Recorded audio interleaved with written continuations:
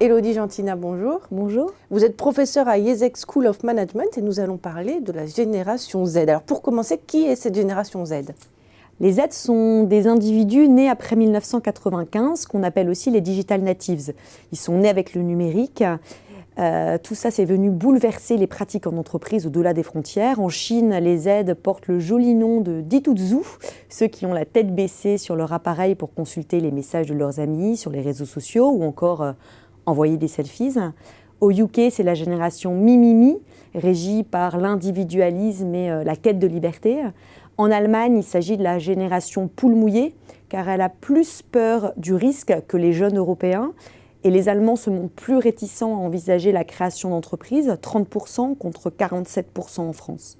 Alors, on dit que les Z sont rebelles, digitaux, vous l'avez dit, narcissiques, zappeurs. Est-ce que ce sont les mêmes caractéristiques qu'on retrouve partout dans le monde ? Est-ce que c'est une génération uniforme ? Alors, en effet, quel que soit le pays d'appartenance, tout contribue à penser que les jeunes sont uniformes. Ils ont tous leur iPhone, leur iPad, ils s'habillent tous avec les mêmes marques, ils vont tous chez Starbucks, McDo, ils s'identifient aux mêmes stars et ils tombent sous l'emprise des médias et des réseaux sociaux. Alors justement, est-ce que vous avez décelé des spécificités propres à chaque culture ? Oui, par exemple, les jeunes Américains fréquentent les malls, ils vont seuls car ils sont davantage mobiles et autonomes financièrement. La plupart des jeunes Américains ont un petit job avant 18 ans et ils ont leur permis de conduire à 16 ans. A l'inverse, les jeunes Européens s'adonnent au shopping dans les boutiques ou dans les centres-villes, mais eux, ils ont davantage besoin de leurs parents pour le passage en caisse et ils sont plus dépendants affectivement et financièrement de leurs parents. Quant aux jeunes Chinois, ils achètent surtout en ligne. Il faut dire que le système d'école en Chine est très dur. Ils passent en moyenne entre 12 et 15 heures à l'école, ce qui laisse très peu de temps aux loisirs comme le shopping, d'où l'essor du e-commerce aujourd'hui avec Alibaba, Taobao, Fubao. En un seul clic, l'achat est réalisé via un système de paiement local, directement relié au compte bancaire. Et donc, c'est un gain de temps. Les Chinois achètent en ligne et les produits commandés sont livrés en un temps record dans tout le pays pour ces jeunes. Alors, quel va être l'impact de ces différents comportements sur le management en entreprise ?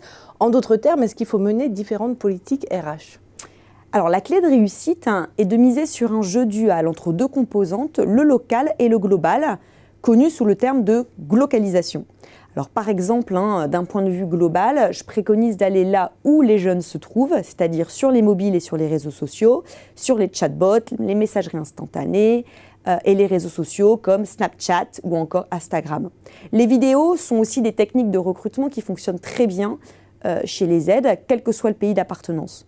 Malgré tout, il existe bien évidemment des différences culturelles dans les modes de management et on peut prendre l'exemple du rapport à la hiérarchie et à l'autorité qui est différent entre les pays individualistes et les pays collectivistes. Dans les pays collectivistes comme l'Asie, puisque la culture des ancêtres est liée au bouddhisme, au respect du père inspiré de la morale confucianiste ou encore la dépendance affective avec Hamae au Japon, on est sur les bases d'un modèle familial au Japon ou en Chine et le talent de réussir à transmettre un sentiment d'approbation est détenu par le manager qui a ce pouvoir de référence.